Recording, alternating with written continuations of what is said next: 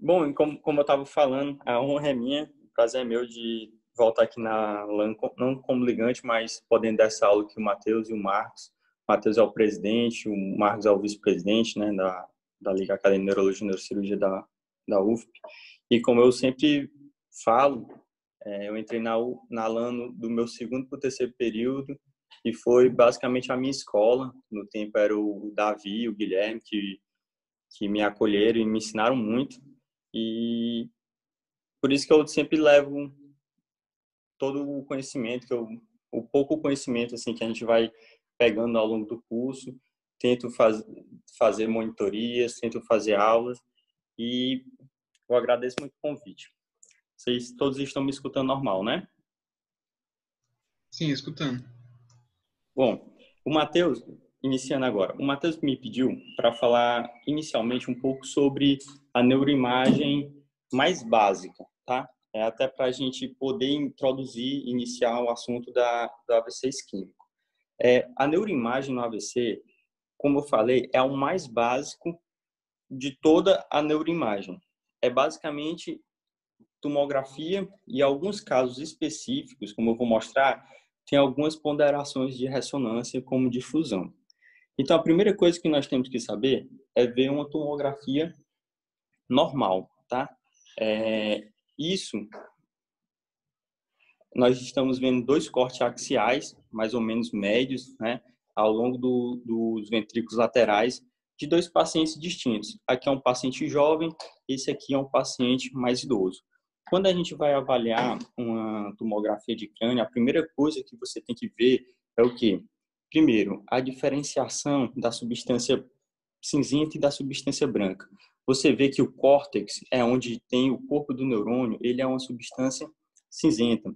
E desses corpos desses neurônios vão sair o quê? Suas axônios, que são as fibras que são mielinizadas e vai ser o chamado a substância branca, tá? Então, você vê que a gente tem uma região cortical e subcortical e que a gente tem uma diferença entre a densidade dessas áreas. Na tomografia, a gente sempre fala densidade, né? O hipodenso ou hiperdenso, ou isodenso. Você percebe que a substância cinzenta ela é mais hipodensa, a substância branca ela é mais hiperdensa e a substância branca ela é mais hipodensa, é mais escurinho, né? Outra questão que você tem que observar na tomografia no AVC, né, é a linha média, que a gente vai ver pelo septo pelúcido. Como eu vou falar mais lá na frente, um AVC leva a um edema, que pode levar a um efeito de massa com desvio da linha média. E a linha média a gente vê pelo septo pelúcido, que é essa região, que é a estrutura mais mediana do teu sistema nervoso central, tá? E o septo pelúcido, ele está aqui dividindo os cornos anteriores dos ventrículos laterais, que é outra estrutura que a gente observa. Se esses ventrículos laterais estão abertos, ou seja, a gente tem os cornos anteriores e aqui tem os posteriores, e bem no meio o terceiro ventrículo, a gente tem que saber se eles estão abertos e se tem conteúdo ou não sanguíneo dentro dele, que pode falar a favor de um AVC hemorrágico. O sangue, numa tomografia, ele é hiperdenso, ou seja, ele é branco e bem mais branco do que tudo isso toda essa região cortical que nós estamos vendo. E eu vou mostrar uma imagem mais lá na frente para vocês. Além disso, a gente tem que, andando mais para a lateral aqui, a gente estava nessas estruturas mediais, a gente tem que identificar alguns gânglios da base, o tálamo e a cápsula interna, que são estruturas fundamentais na hora de você diagnosticar um AVC isquêmico, tá? Então, logo lateralmente ao corno anterior do ventrículo lateral, a gente tem um gânglio da base, que é o caudado, mais especificamente a cabeça do caudado, tá? Do mesmo jeito, lateralmente, formando a parede lateral do terceiro ventrículo, a gente tem aqui o tálamo, tá certo? Então, a gente tem um tálamo e o caudado.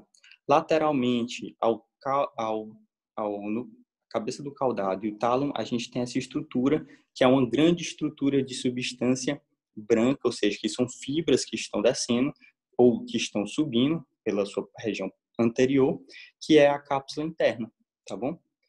Então, aqui a gente vê a cápsula interna e você vê a diferenciação entre a cabeça do caudado e a perna anterior da cápsula interna, entre o tálamo e a perna posterior da cápsula interna. E aqui, medialmente, a gente, no meio, quer dizer, a gente tem o joelho da cápsula interna.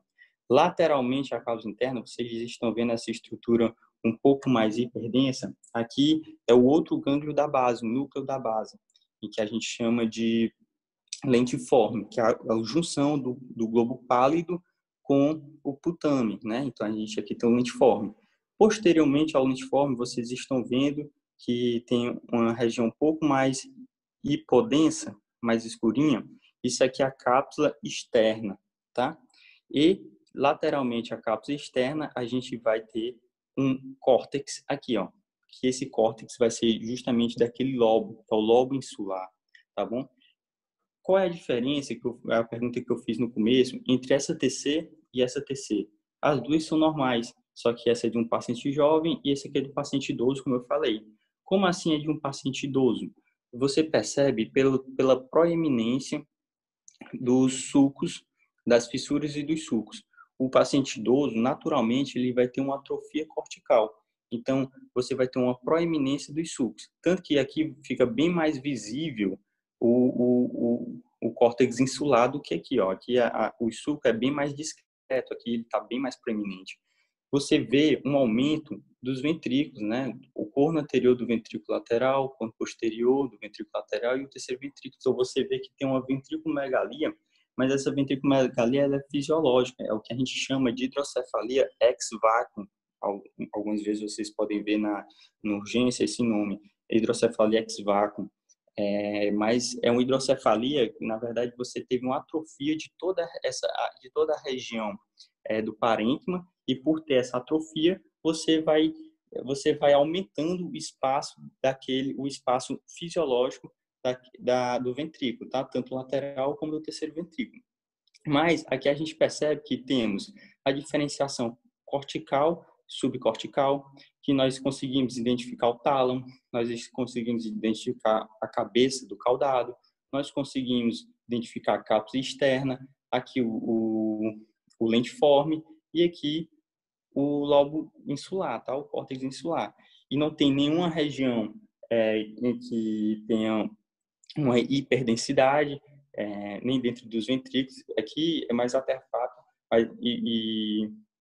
na verdade, são os vasos, né?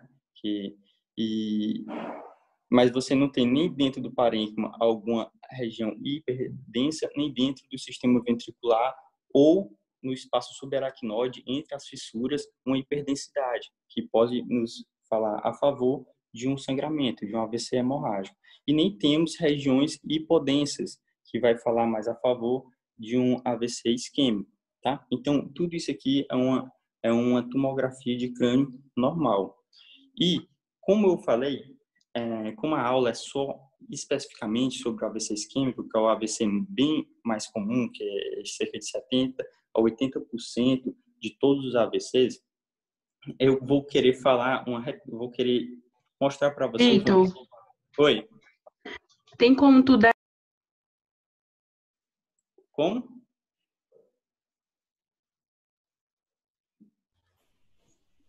Alguém ia fazer uma pergunta, foi? Eu acho que era Isadora. Vitor, Aí. Oi. tem como, tipo, tu desenhar a cápsula externa, que tu falou dela, mas eu não consegui ver. Tá bom. A cápsula externa, eu vou voltar aqui. Aqui eu não tem como eu desenhar, só tem um pontezinho, esse bem que eu acho que tem aqui. Eu só usando o dedo. A cápsula externa, você vê bem que tem essa estrutura branca. Tá vendo?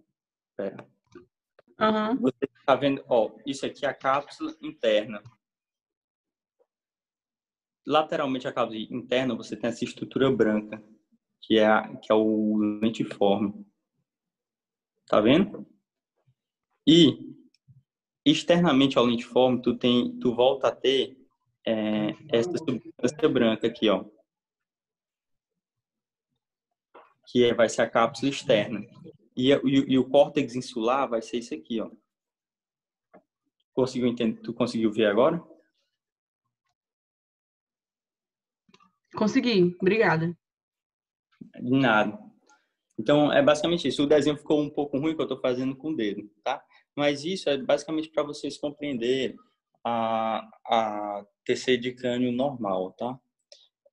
E como a gente está falando, vai falar de AVC isquêmico, vou tentar fazer uma retrospectiva, não é nem retrospectiva, é mais uma evolução de como uma lesão no AVC isquêmico na tomografia ela vai se apresentar, tá bom? Então, a primeira coisa que vocês têm que entender é o quê? Que no AVC isquêmico você vai ter uma oclusão de alguma artéria cerebral em que não vai estar chegando sangue, tá? Naquela região do parênquima encefálico. Se não está chegando sangue na região do parênquima encefálico, tá? O que a gente vai chamar de core, que é o ponto onde realmente tem a maior isquemia, onde tem a maior diminuição do fluxo sanguíneo cerebral, ele vai começar a ter uma disfunção, principalmente da bomba de sódio e potássio, que é uma bomba que precisa de ATP, é uma bomba que precisa de energia. Se tu tem uma disfunção da bomba de sódio e potássio, ATPase, né? Que precisa de energia, que precisa de energia para funcionar, só que não está chegando sangue, então não vai estar funcionando. O sódio ele vai começar a entrar dentro das células do parênquima, tá? Dentro do neurônio e das células da glia. E se o sódio está entrando, a água vai acompanhar ele. Então aquelas células vão ficar túrgidas e isso é o que a gente chama de edema. Vai ser o edema citotóxico.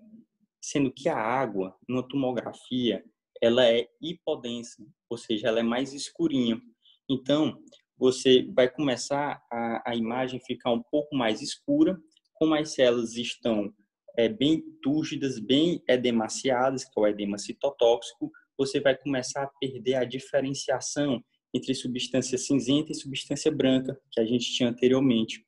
Você vai começar a perder a diferenciação de todas aquelas estruturas do núcleo caudado, da cápsula interna, do tálamo, do lentiforme, do lobo insular, tá certo? Então, é importante eu falar para vocês que essas alterações tomográficas, elas só vão aparecer depois de um certo tempo, não é imediato. Como assim? Foi visto que 30% dos pacientes apresentam alteração só após 3 horas. Quando tu amplia esse tempo para 12 horas, só apenas 60% dos pacientes têm alterações na tomografia. E quando tu amplia para 7 horas, aí sim que tu tem todos os pacientes com AVC isquêmico com alteração na tomografia de crânio. Então, você percebe que é uma alteração um pouco tardia, tá bom? Mas e que existe uma evolução dessa alteração, tá? As primeiras alterações que vão aparecer, como eu falei, por conta do edema citotóxico, só apagar isso aqui, por conta do edema citotóxico, é a diminuição da diferenciação da substância branca da substância cinzenta. Então, a gente aqui, desse lado, ó, do lado normal, isso aqui é um paciente idoso, né? Você vê que tem bem proeminências dos sulcos, você vê bem o giro insular, né? Só que você percebe que você tem uma diferenciação entre o córtex e a substância branca. Isso aqui é o lado normal do paciente, é o parênquima não afetado. Você está vendo bem a fissura, com bem a delimitação da ínsula, caudado, tálamo, cápsula interna, lentiforme. Só que quando você vai para esse lado, como está tendo aquele edema citotóxico, você começa a perder a diferenciação entre substância branca e cinzenta. Você não consegue mais dizer o que é isso. Isso aqui é tudo cinza e acabou. Você tem um borramento, é o chamado borramento do lobo insular, do giro insular. Então, acabou, não tem mais ínsula aqui. Você não consegue delimitar, isso aqui é o mesmo paciente, né, a mesma tomografia, você não consegue delimitar essa ínsula, tá? Então, você percebe que uma alteração um pouco sutil, claro que aqui não está tão sutil assim, porque esse lado é bem proeminente, mas em um paciente mais jovem, isso aqui acaba até saindo como despercebido, é uma alteração bem sutil. A gente ainda não tem aquela hipodensidade, não está totalmente cinza e preto, tá? Você só tem um borramento com a perda da diferenciação da substância cinzenta da substância branca e o borramento aqui do córtex do lobo insular. Seguindo, outra alteração que é bem comum na tomografia de crânio, e que você pode ver até de forma recente, tá? Essa cobrinha bem aqui, olha. É essa hiperdensidade, que é só uma cobrinha, tá vendo? E essa cobrinha aqui. O que é isso? Isso é um sinal que a gente chama que é a hiperdensidade da artéria cerebral média. Eu vou falar mais lá na frente que a gente tem vários tipos de AVC, de AVC isquêmico, mas tem um AVC trombótico em que ele se dá em uma oclusão de uma artéria proximal, ou seja, em ramos proximais, ou da artéria cerebral média, ou da anterior, ou da posterior, mais comumente da cerebral média. E quando você tem aquele trombo grande ocluindo a artéria no seu ramo mais proximal, ou seja, no seu ramo mais calibroso, aquele trombo ele começa a realçar, ele começa a ter uma hiperdensidade e vai formar essa cobrinha aqui, que é o sinal da artéria cerebral média, e que é até um sinal precoce de um AVC isquêmico de artéria cerebral média, muito provavelmente por oclusão proximal. Isso é importante para o tratamento, como eu vou falar mais lá na frente, tá? Vitor, Seguindo... Oi. ele aparece antes da perda da diferenciação córtico-subcortical ou... Assim, é diferente tu falar se vem antes ou se vem depois, mas tanto a perda da diferenciação córtico-subcortical, da diferenciação da substância branca da substância cinzenta, como o sinal da artéria cerebral média, elas são precoces, tá certo? Mas Tá certo. é complicado falar o que vem primeiro e o que vem depois, até porque isso são coisas um pouco inespecíficas. Já quando tu vai... Varia muito, né? Como? Varia muito, né? Você Varia pode muito. ter formas diferentes, mas eu acho que se fosse apostar em um para ser o mais recente, seria o sinal da corda mesmo, porque eu já vi alguns artigos dizendo que ele representa o exato momento da obstrução, entendeu? Ele é o mais... né? Então pode ser que ele seja o mais precoce. Tá certo. Um termo que eu tinha visto até sobre o sinal da corda, que é um sinal hiperagudo, né? Não é nem agudo, não, é hiperagudo. Isso. Pois é, então, a gente seguindo na formação da lesão, do edema citotóxico, você vai chegar até esse momento de ter essa imagem, que é justamente a hipodensidade, né? Aqui eu vou mostrar para vocês os territórios arteriais, mas você vê que tem uma hipodensidade quase que completa no território da artéria cerebral média. Aqui sim que você não consegue mais dizer o que é nada, tá? Você só tem um grande edema, tá? Um grande influxo de água dentro das células do parênquima cerebral, em que você vai ter uma grande hipodensidade. Em média, para você ter essa imagem aqui, representa cerca de 6 horas do evento inicial do AVC, tá? Então, você percebe que é uma imagem tardia, porque, como eu vou falar para vocês, o cérebro é tempo. O tratamento do AVC ainda é baseado em estimativas temporais. Claro que com o futuro, com exames mais aprofundados, isso começa a ser deixado um pouco de lado, mas a realidade ainda é estimativa temporal e que isso é fundamental para o tratamento do AVC isquêmico, você saber quanto de tempo do início do AVC até agora, tá? Mas finalmente, aquela região onde realmente que você não conseguiu retornar o fluxo, em que ela estava esquemiada, estava formando edema citotóxico, formou um edema posterior vasogênico e que levou à necrose. Essa necrose vai ser uma necrose de liquefação, tá certo? Vai ser uma necrose de liquefação, em que também vai permanecer uma hipodensidade, só que você percebe que é uma hipodensidade bem menor do que aquela anterior, e ela é bem delimitada com os seus sulcos, tá vendo? Ela é bem delimitada. Então, isso aqui é a região que morreu, Isso que representa a região que morreu. Fez uma necrose de liquefação, foi toda, digamos assim, consumida e morreu, vai ficar o vazio aí, não tem mais nada o que fazer. E essa imagem geralmente é a partir do 7º, do 10º dia do AVC, tá? Em que a necrose mesmo se estabeleceu. Vocês sabem que, então, basicamente esse é o exame de imagem no AVC isquêmico. Você percebe que ele é básico. E, diferentemente de se você for ver mesmo a neuroimagem, numa ressonância dessas doenças neurológicas, de tumores, então é bem mais complexo. Do AVC isquêmico é bem mais simples, e o clínico, aquele médico no pronto-socorro, ele tem que saber identificar isso. E vocês sabem que imagem é essa?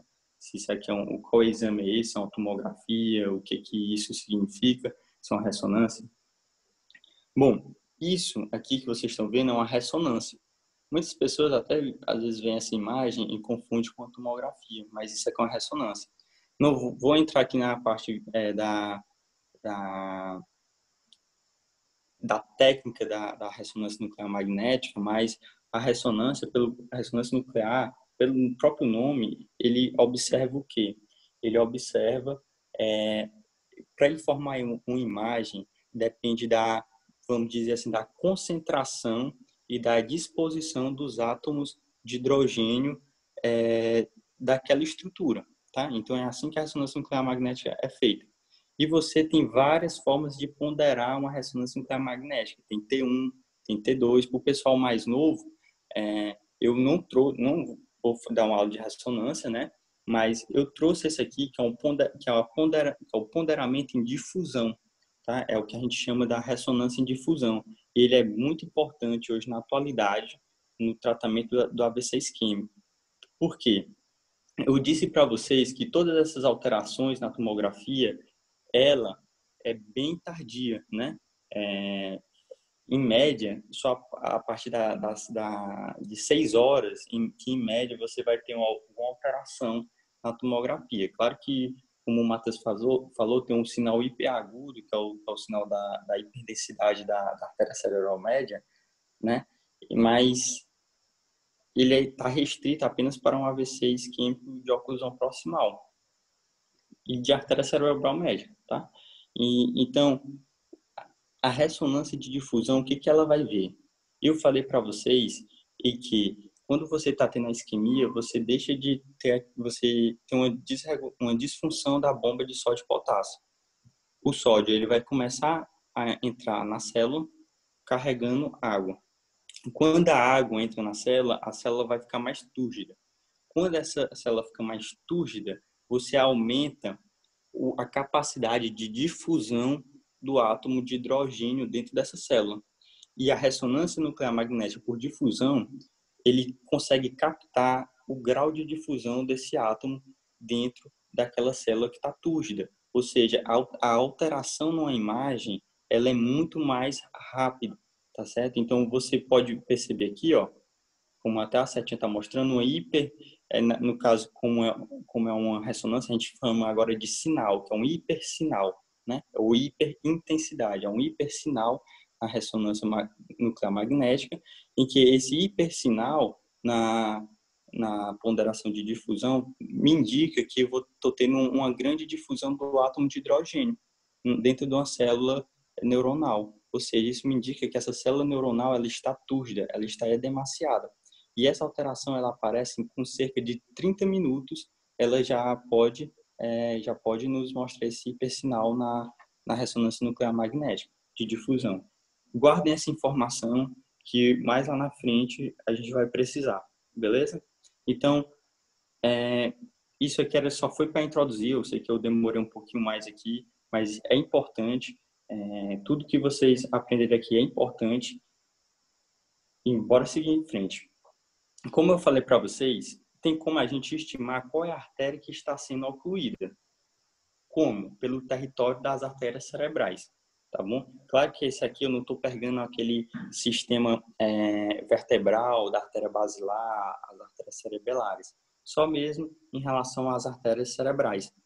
Então, Quando uma artéria cerebral ela é formada, ela sai pelo seu ramo da carótida, da carótida interna, no caso daqui da anterior e da média, logo quando ela sai, logo quando ela se origina, ela manda ramos centrais, que são ditos as artérias lacunares, tá? Que são artérias perfurantes. Algumas pessoas já ouviram falar dessa forma, artérias perfurantes, que até a gente tem a substância perfurada anterior e posterior, que é por onde passam essas artérias perfurantes. São ramos, tá?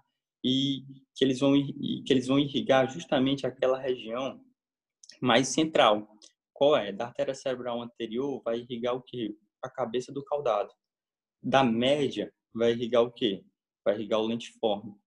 Da posterior vai irrigar o quê? O tálamo. E a gente tem uma artéria, que é a artéria corióide anterior, em que ela faz a irrigação da cápsula interna, tá? E o córtex, a substância cortical e subcortical, ela vai ser ela vai ser irrigada pelos ramos mais médio e distais dessas artérias, ou seja, da artéria cerebral anterior, cerebral média e da cerebral posterior.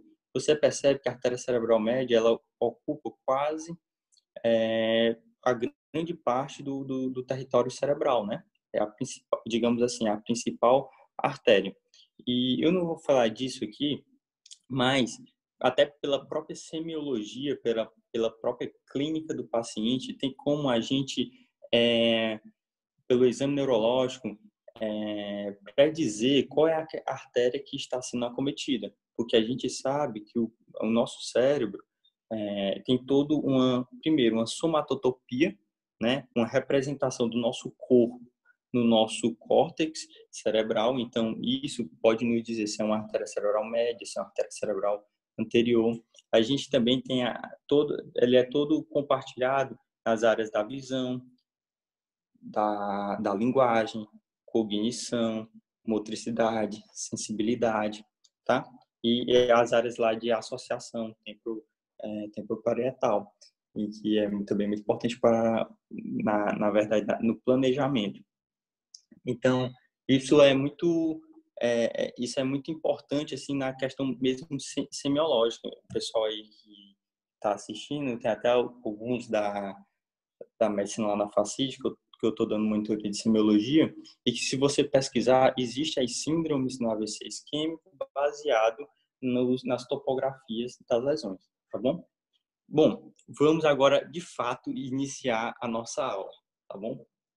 Primeira coisa, como o nome fala, é abordagem prática. Eu quero passar para vocês uma visão prática, não só aquela visão específica da neurologia, específica da neurocirurgia, baseada no AVC isquêmico, mas eu quero passar para vocês a abordagem prática, porque isso é uma doença, é uma afecção muito comum, tá? O AVC isquêmico, dentro dos AVCs, representa, como eu falei, cerca de 70% a 80% de todos os AVCs, e todos nós aqui, quando nos formarmos, vamos pegar, a grande maioria, né? Vai pegar um plantãozinho de urgência de porta aberta, um pronto-socorro, tá? Numa UPA, pode até ser num hospital um pouco mais aprimorado, como no HUT, no sistema privado também, né? Que tem os plantões de porta aberta, de urgência, e que você com certeza vai se deparar com um paciente que tem um AVC, tá? E que muito provavelmente vai ser um AVC isquêmico. Então veja só que isso quem tem que saber não é aquele neurologista específico, não é aquele neurocirurgião específico, mas todos os médicos, tá? Faz parte faz parte do critério para se ter um CRM. Bom, o paciente, ele foi feito toda uma abordagem em relação ao tempo.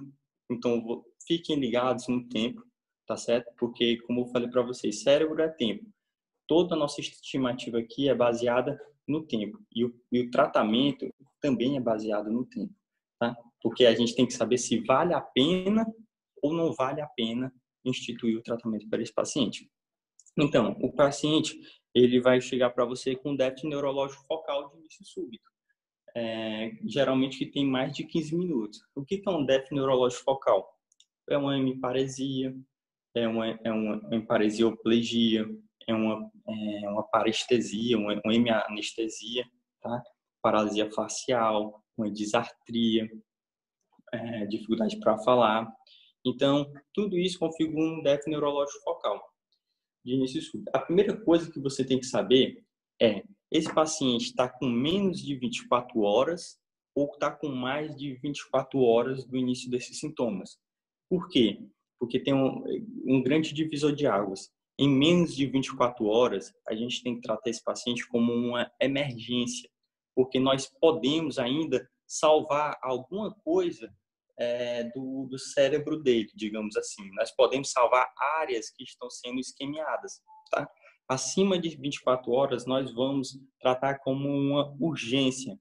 Por quê? Nós já passou de 24 horas e, de acordo com os protocolos atuais, basicamente não tem o que se fazer para esse paciente em relação àquela área que estava sendo isquemiada. O que você vai fazer será o manejo clínico desse paciente, tá bom?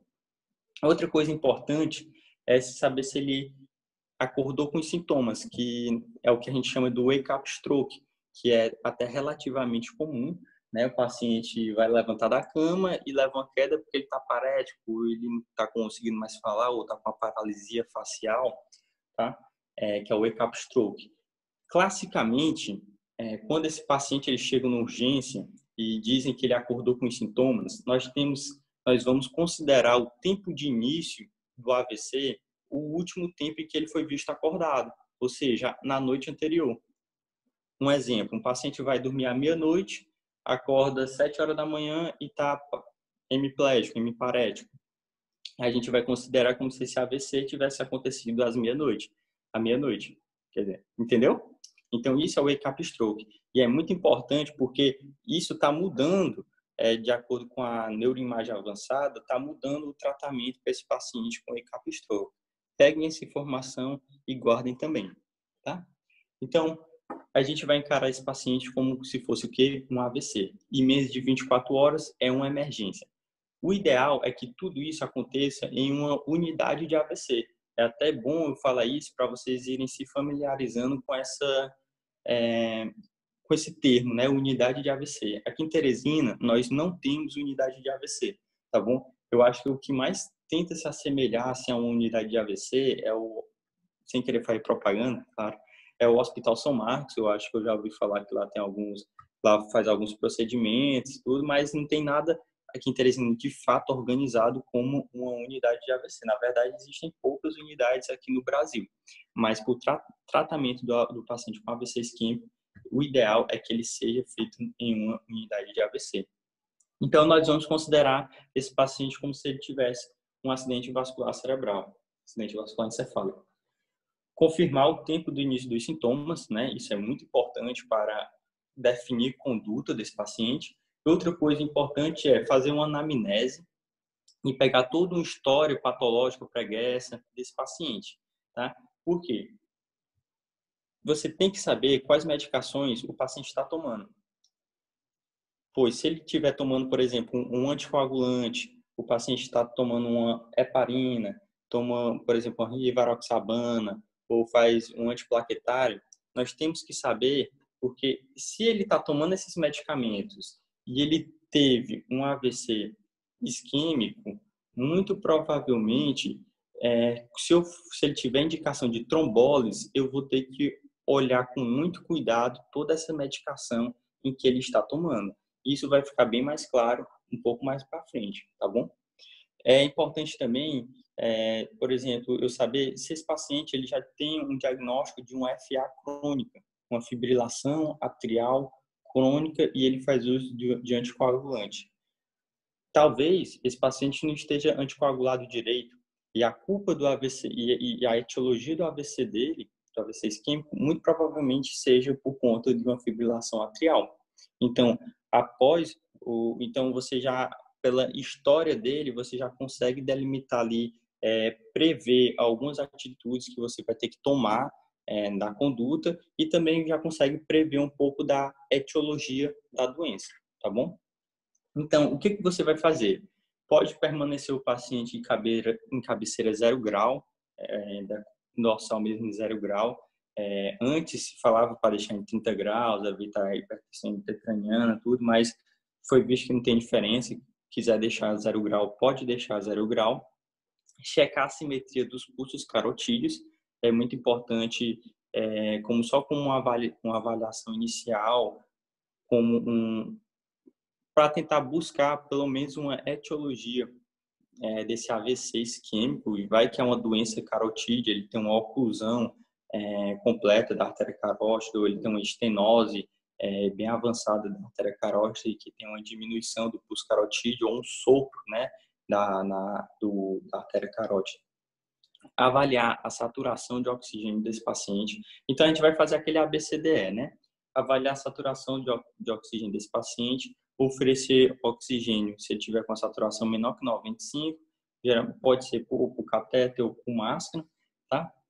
Avaliar a glicemia capilar, e essa glicemia capilar ela é fundamental no tratamento do AVC isquêmico, então a gente tem que fazer uma seriada dela de 6 em 6 horas, por duas coisas. Primeiro, uma glicemia menor que 50, ela pode simular um déficit neurológico focal, tá? Ela pode ser a causa do déficit neurológico focal, ou seja, ela é um diagnóstico diferencial de um AVC isquêmico. Então, se você detecta que o paciente está com menos de 50 numa glicemia, se você já faz a infusão de glicose hipertônica e esse paciente, aos poucos, ele vai retornar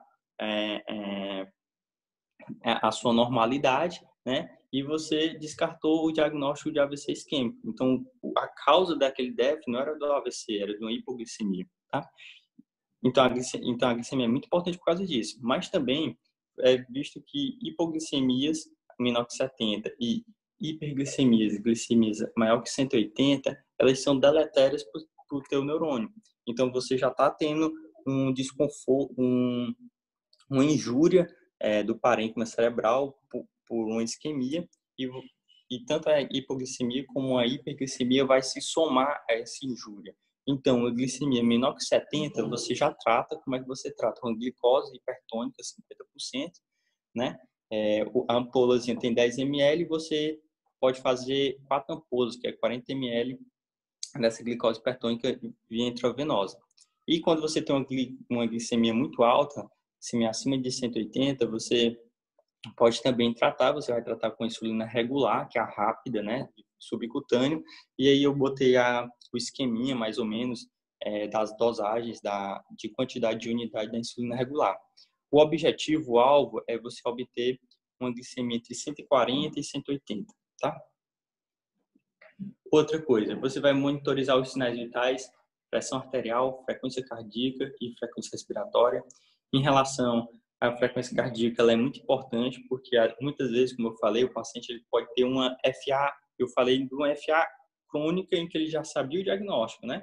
Mas ele pode estar apresentando uma FA aguda ou um FA que tem mais de 48 horas, que saiu já daquele espectro agudo, e que ele vai apresentar com uma palpitação e com aumento da frequência cardíaca. Claro que nem toda FA tem um aumento da frequência cardíaca.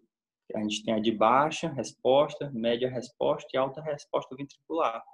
Mas, se o paciente está com palpitação ou com aumento da frequência cardíaca, vale a pena a gente descartar uma fibrilação atrial desse paciente fazendo um eletrocardiograma, tá? E a conduta vai ser controlar essa frequência cardíaca ou por bloqueador de canal de cálcio ou por um beta-bloqueador, tá? E seguindo o protocolo do AVC isquêmico. APA, no AVC isquêmico, a gente só tem indicação, a gente tem o que a gente chama de hipertensão permissiva, né? Que você só faz o tratamento se a APA tiver maior ou igual a 220 por 120, porque maior que essa faixa, a gente já indica como que uma emergência hipertensiva, né? Tem uma pressão diastólica maior que 120, uma lesão de órgão-alvo. E o órgão-alvo, ele é o parênquima cefálico. Então, como é que você vai tratar? Ou com nitroprusiato de sódio ou com labetalol. O nitroprusiato de sódio é aquele vasodilatador direto quando a pressão arterial diastólica estiver maior que 120, na verdade até maior que 140, e o labetalol quando for pressão arterial diastólica um pouco menor, mas que tem uma sistólica bem mais elevada. Se bem que o labetalol, ele nem tem aqui no Brasil, se eu não me engano, ainda não chegou, mas se faz com esmolol, é o alternativo dele, tá? Então, o que você vai pedir? Laboratorial. Mas você tem que saber o que você está querendo nesse laboratorial. Primeira coisa, hemograma. O que você quer ver no hemograma no paciente com AVC isquêmico? Você quer ver as plaquetas, tá bom? Você quer... Por quê? Alguém falou que esse paciente está com AVC isquêmico ou hemorrágico? Não, eu falei para encarar ele como um AVC, tá? A gente pode ter casos de plaquetopenia, ou idiopático, ou porque o paciente está fazendo uso de algum medicamento que diminui as plaquetas, como um antiplaquetário, de forma errônea, né? E que você pode ter uma plaquetopenia e essa plaquetopenia levar a um sangramento, tá? Então, pode ser um AVC hemorrágico. A gente só vai diferenciar se é AVC isquêmico ou hemorrágico após a tomografia. Claro que tem alguns sinais clínicos que falam a favor de uns e que falam a favor de outros, mas só após a tomografia que a gente vai saber, de fato, o que é, se é AVC isquêmico ou se é AVC hemorrágico. Ureia, creatinina, para você avaliar a função renal. É importante pedir o coagulograma, que é o tempo, o TAP, que é o tempo de ativação de protrombina, o tempo de tromboplastina ativado e o INR. O INR, principalmente para aqueles pacientes que estão fazendo uso do anticoagulante, como a varfarina, o TTPA e o TAP, principalmente para aqueles pacientes que fazem uso de uma heparina, né? Então, por quê? Qual que é a importância disso? Se eu estou fazendo uso do anticoagulante, se esse INR vir muito elevado, isso aqui é a causa de um AVC hemorrágico. Ou se eu estou fazendo uso de uma heparina, também pode levar, e que eu alargo muito o TTPA, isso também pode levar a um caso de AVC hemorrágico. Em contrapartida, se eu faço o uso de um anticoagulante ou de uma heparina e eu tenho um AVC isquêmico, eu tenho que saber obrigatoriamente o INR e o TTPA para eu definir a conduta, porque o tratamento, já adiantando, vai ser a trombólise, ou seja, eu vou botar um trombolítico lá. E o trombolítico, ele favorece o sangramento. Se eu já estou utilizando drogas que favoreçam o sangramento, digamos assim, pode se somar ao trombolítico e aí levar a um AVC hemorrágico secundário a um AVC isquêmico.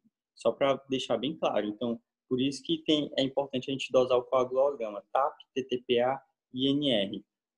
Tanto para avaliar essa questão do AVC isquêmico, como para avaliar a questão se não é a causa do AVC hemorrágico. Avaliar também os eletrólitos, sódio, potássio, cloro e magnésio, principalmente focando no sódio, que eu vou falar um pouco mais lá na frente, e avaliar a gasometria, para a gente saber se não está tendo nenhum distúrbio hidroeletrolítico ou nenhum distúrbio ácido básico em que possa ser corrigido, tá bom? Outra questão, Vitor, avaliar... Oi.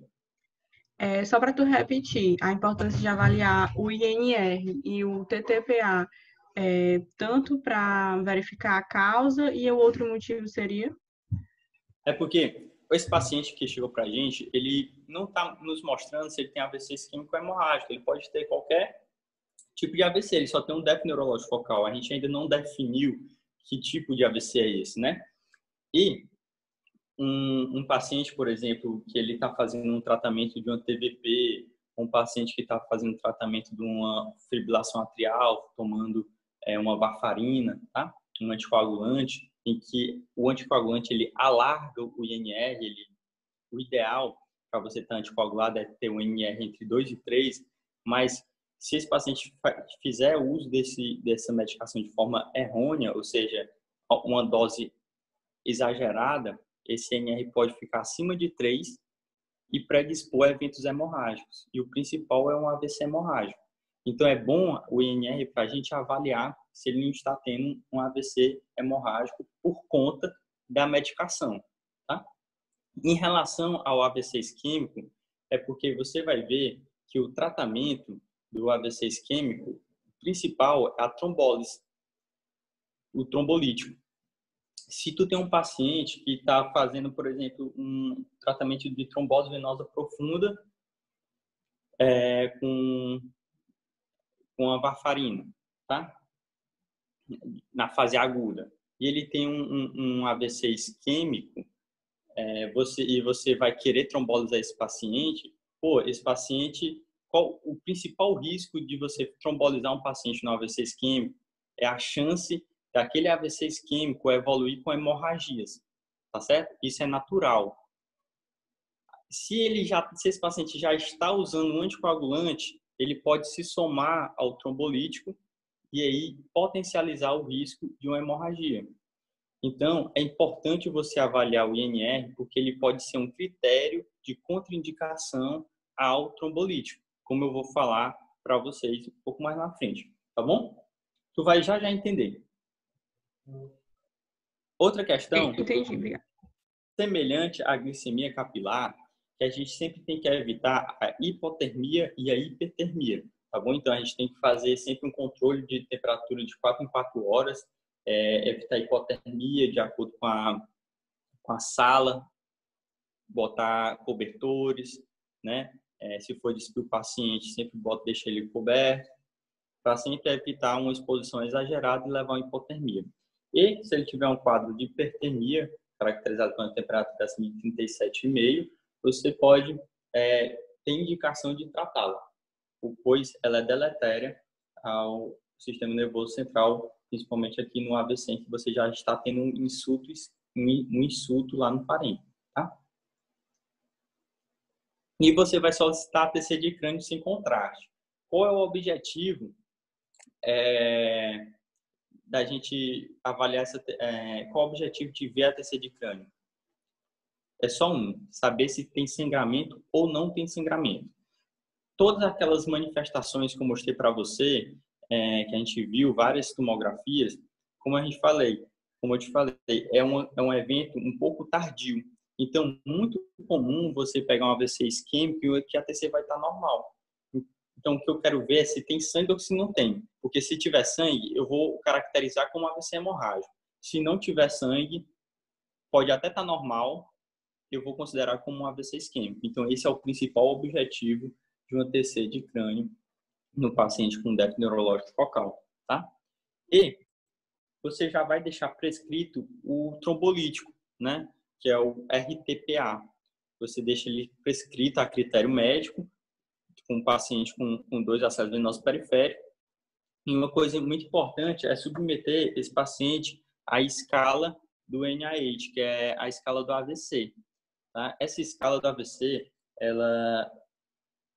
ela já foi como critério para contraindicar o trombolítico, mas ela ainda, mesmo assim, ela ainda continua como sendo um critério.